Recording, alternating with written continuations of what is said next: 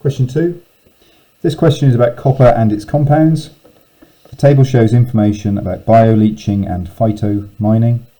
Bioleaching and phytomining are used to extract copper from low-grade ores.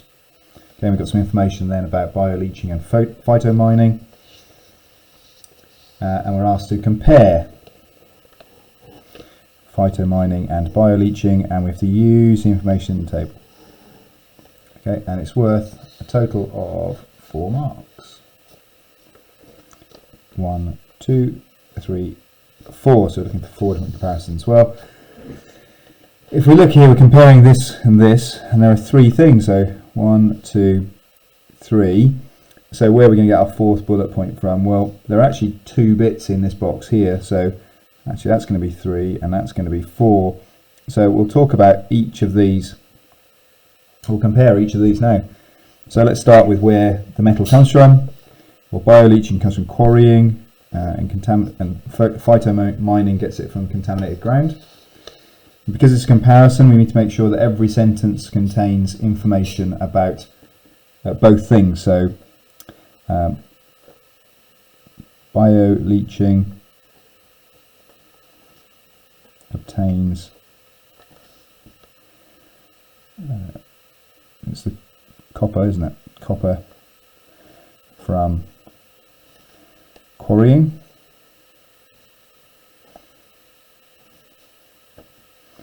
Phytomining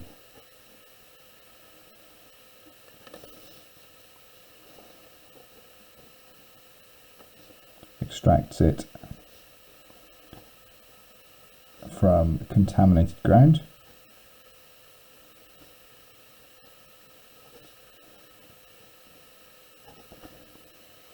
Okay, next with bioleaching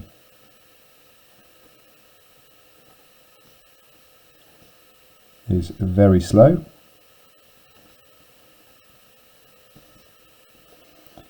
Phytomining is slow but can be made more efficient. We are really just copying these sentences out, aren't we? Made more efficient by using quick growing plants. Quick growing plants. Okay, what next? Pollution. Okay, well, this produces a solution of toxic chemicals. This one actually decontaminates polluted ground, which is really good. So bioleaching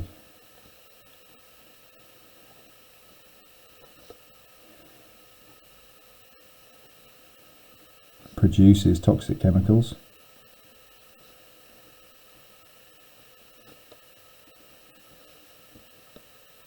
which may run off into rivers. Phytomining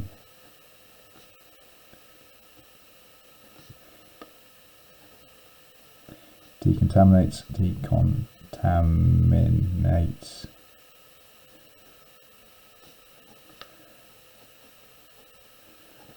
polluted ground. Okay, and the last one, we've got a few different bits here, I suppose, things we haven't talked about. So this one involves combustion of plants. This one can take a long time to stop. So that's, I think those two there, we can probably link these two together, can't we? So bioleaching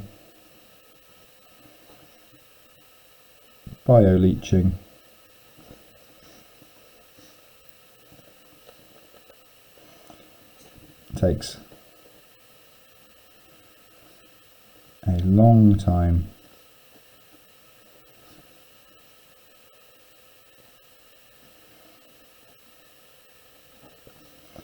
or bioleaching can take, how's that? It can take if the river pollution occurs, so it can take a long time to stop. Phytomining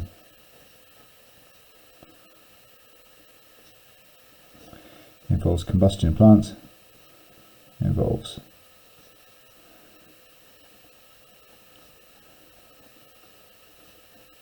And burning plants, well, that's quite easy to stop doing, isn't it? So it can be stopped quickly. Okay, you could just decide not to burn them, and that'd be it. Okay, that's a nice straightforward 4-mark question there, where there's very little of your own understanding needed at all for that. They give you all the information. It's about kind of repackaging that as a set of comparisons.